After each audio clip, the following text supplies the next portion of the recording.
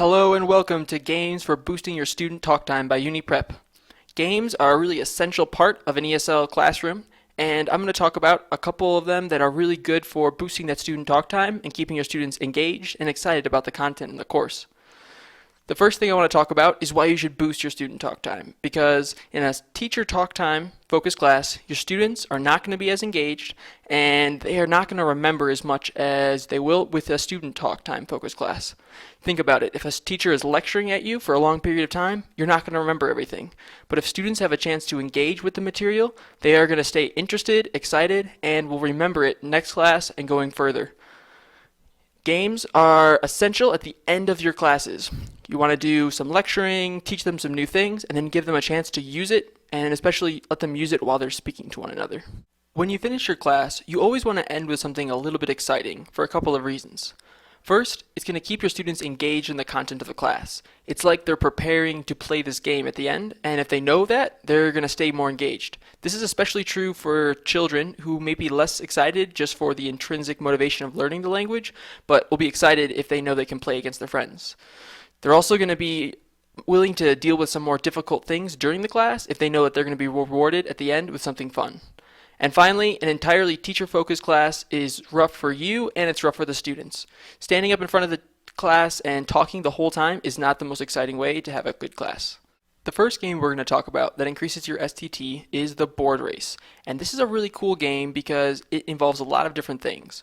First, you're going to have teams, and then your students are going to work together in those teams to figure out what the answers are. So that's where your STT is really coming in. Now it's exciting because one student is going to have to run to the board from where their team is. And you're going to have fast and correctness points so that even if one team has already got the point, the rest of the students in the class can also get that point. This is awesome because it has total involvement of the class. Everyone in the class is working together to figure out the problems, and it's going to appeal to your kinesthetic learners because they're going to be running around a lot.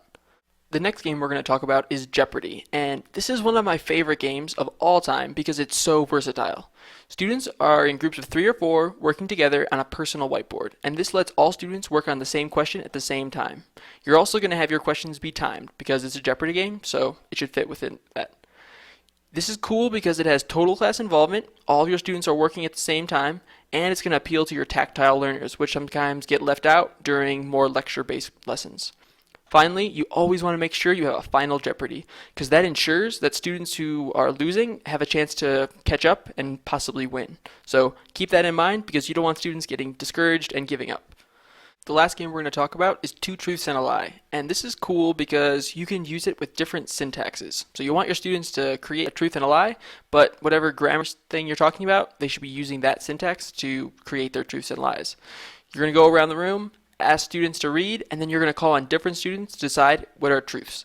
This is important that you make every student speak. So that doesn't necessarily mean that every student is going to say their truths and lies, but you want them to be answering and deciding which ones are true or not.